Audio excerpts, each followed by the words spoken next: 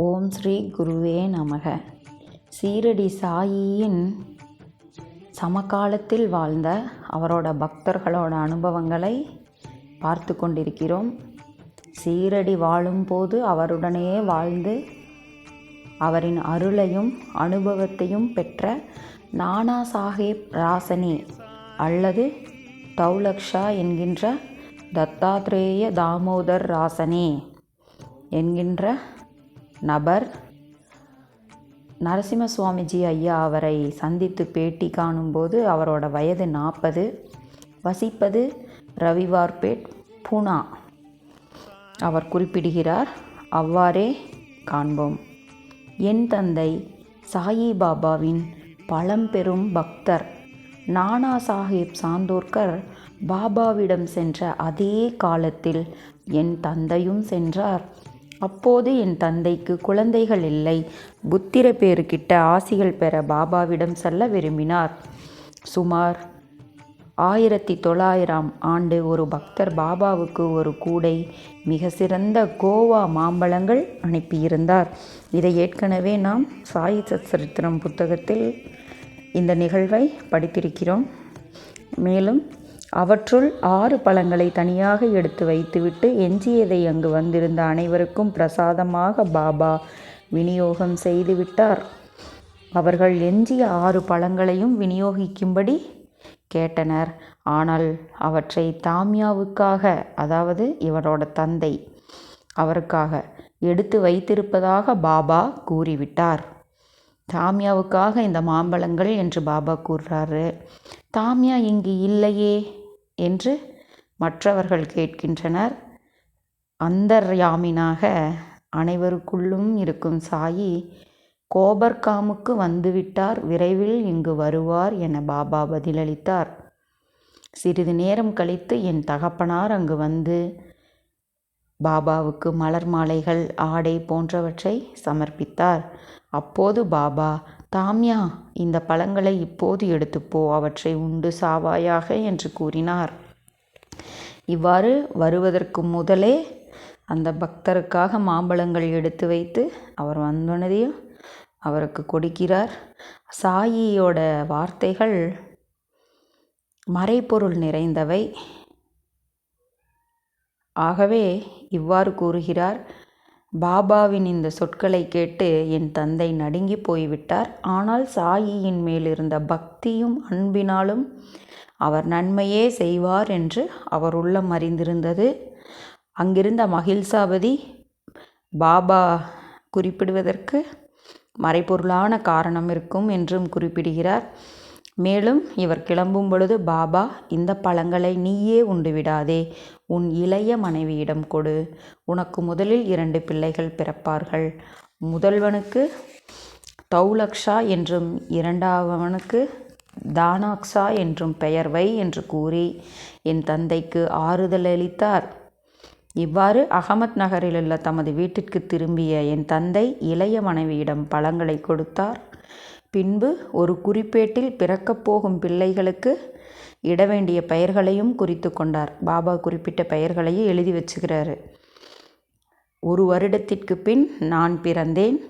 15 மாதங்கள் நிரம்பியிருந்த என்னை என் தந்தை சீரடியில் உள்ள சாயிபாபாவின் தரிசனத்திற்கு அழைத்து சென்றார். அப்போது அவர் பாபாவிடம், இந்த குழந்தைக்கு என்ன பெயர் வைப்பது என கேட்க, பாபா, நான் உன்னிடம் கூறியதை மறந்துவிட்டாயா? உன் குறிப்பேட்டில் 3வது பக்கத்தில் அதை எழுதி வைத்துள்ளாய். குழந்தைக்கு தௌலக்ஷா என்று பெயர் சூட்டும்படி நான் கூறவில்லையா என்று பதிலளித்தார். இவரோட குறிப்பேட்டில் எழுதி வைத்ததை அவரே மறந்து விடுகிறார். ஆனால் சாயி, உன்னோட குறிப்பேட்டில் 3வது பக்கத்தில் நீ எழுதி வைத்திருக்கிறாய் நான் கூறிய பெயரை என்று குறிப்பிடுகிறார். இவ்வாறு அவர் பாபாவின் அருளை, ஆசிகளை பெறுகிறார். பின்பு இவர் பள்ளி செல்கிறார். சீரடியுடனும் சாயியுடனுமான சங்கத்திலேயே இருக்கிறார். ஒவ்வொரு நிகழ்வும் பாபாவை கலந்தோசித்தே, ஆலோசனை செய்தே இவரின் தந்தை எல்லா விஷயங்களையும் செய்வதாக குறிப்பிடுகிறார் தௌலக்ஷா. மேலும் ஒரு மணமாகும் காலத்தில் 4 பெண்களின் படத்தை காமிக்கும் பொழுது அவர் அதில் மிகவும் ஏழையான ஒரு பெண்ணையே மணக்கும்படி சாயி ஆணையிடுகிறார். அவரை மணந்து இவருக்கும் குழந்தைகளுடன் நிறைவாக வாழ்ந்து கொண்டிருக்கிறார். அந்த நேரத்தில் அவருடைய மகன் இந்த தௌலக்ஷா அவர்களின் குழந்தை இறந்து போகிறது, ஆண் குழந்தை. அப்போ இவர் போய் வேதனையோடு பாபாவிடம் வேண்டுகிறார், என்ன பாபா இவ்வாறு நடந்துவிட்டதே என்று. அன்று வேண்டி முடித்துவிட்டு அவர் போய் அறையில் உறங்கிக் கொண்டிருக்கும் பொழுது இரவு கனவில் பாபா தோன்றி, இறந்த உன்னுடைய குழந்தை மூலா நட்சத்திரத்தில் பிறந்திருப்பதால் பெற்றோர்களுக்கு கெடுதல் விளையும் என கூறுகிறார். கனவில் பாபா அவரின் மார்பில் சூரியனை போன்ற ஒரு ஒளிமிக்க வட்டத்தை கண்டேன். அந்த சூரியனுக்குள் இறந்து போன அவரோட ஆண் சிசு மடியில் வைத்துக்கொண்டு பாபா உட்கார்ந்திருக்க அவர் கூறுகிறார் தௌலக்ஷா அவரிடம், இந்த ஆபத்தான குழந்தையை உன்னிடமிருந்து எடுத்துக்கொண்டு விட்டேன், உனக்கு ஒரு நல்ல குழந்தையை அளிக்கிறேன், பயப்படாதே என்று குறிப்பிடுகிறார்.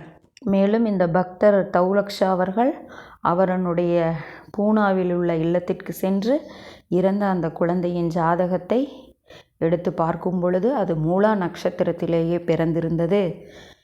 சாயியின் அருளாசியின்படி 15 மாதங்களில் அவருக்கு ஒரு மகன் பிறந்து இன்றும் நரசிம்ம சுவாமிஜி ஐயா அவர்களை அவர் சந்திக்கும் போது இன்றும் ஆயுளுடன் இருக்கிறான் என்று அவர் குறிப்பிடுகிறார். இவ்வாறு சாயிபாபாவிடம் என் விசுவாசம் அதிகரித்தது. பிற மகான்களையும் நான் சாயிபாபாவாகவே காண்கிறேன். அவர்களை பணியும்போது வெளிப்படையாகவே அல்லது எனக்குள்ளேயோ சமர்த்த சத்குரு சாயிநாதனுக்கு நமஸ்காரம் என கூறிக்கொள்வேன். 1927ஆம் ஆண்டில் கேத்காம்பேட்டிற்கு சென்று நாராயண மகாராஜை மனதினுள் சாயியை நினைத்தவாறே வணங்குகிறார். அப்பொழுது நாராயண் மகாராஜ் அவர்கள் கூறுகிறார், உனது குரு பரமகுரு, அவர் என்னை விட உயர்ந்த தன்மை படைத்தவர். நீ ஏன் இங்கு வந்தாய்? உன் பிராப்தம் சஞ்சிதம் அங்கே உள்ளது. நீ வரித்திருப்பது உன்னதமானது. அங்கே செல், உன் எண்ணம் ஈடேறும். இது நடந்தது பாபாவால் என் முந்தைய குழந்தை பிறந்தது பற்றி குறிப்பிட்டிருந்ததுக்கு முன்பாக. மேலும் அவருக்கு ஒரு அனுபவம். 1927இல் இவருக்கு உடல்நலம் சிறிது பாதிக்கப்படுகிறது. பூனாவிலிருந்து 40 மைல்கள் தொலைவில் உள்ள ஜன்னர் என்ற கிராமத்தில் உள்ள சீதாராம் உத்தேஸ்வர் என்கின்ற அதாவது சிவபெருமான் ஆலயத்திற்கு சென்று வணங்குகிறார்.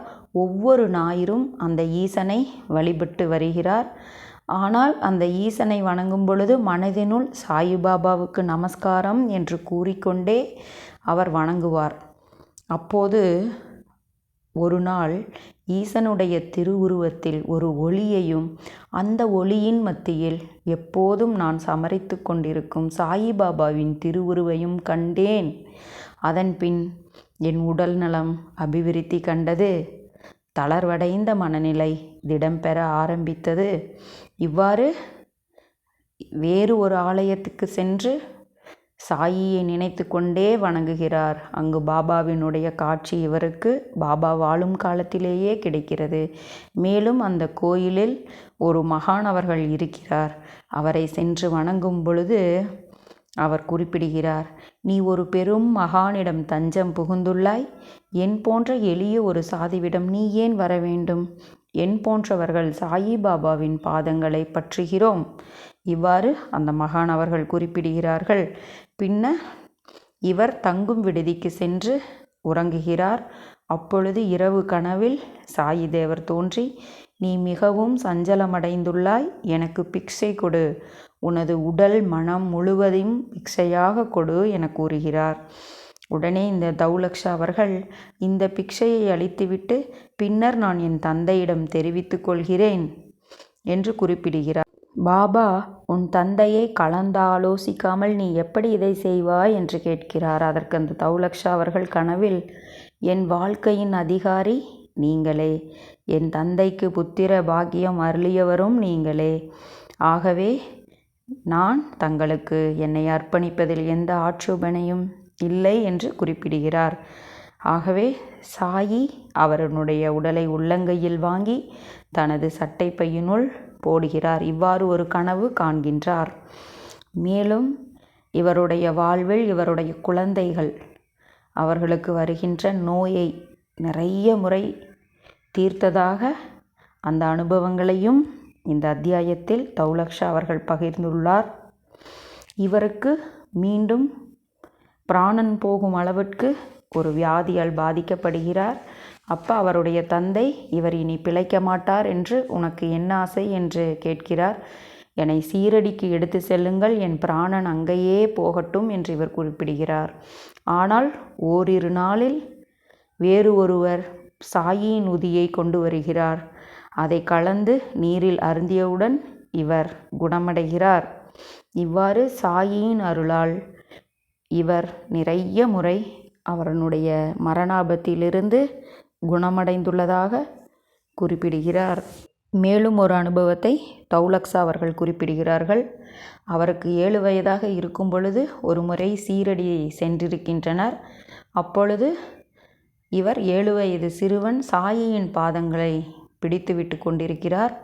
அந்த சமயம் அங்கே வந்த பக்தர் ஒருவர் இனிப்புகளை அங்கிருப்போருக்கு விநியோகித்து கொண்டிருக்கிறார். அப்பொழுது இவர் குழந்தைதானே, இவருக்கும் அந்த இனிப்பில் கவனம் செல்கிறது.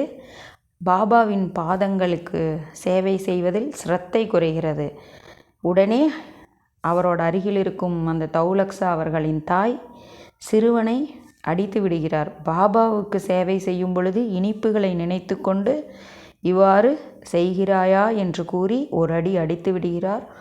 உடனே சாயி மிகவும் கோபப்பட்டு, ஏ கிழவி, ஏன் பையனை அடிக்கிறாய் என கத்துகிறார்.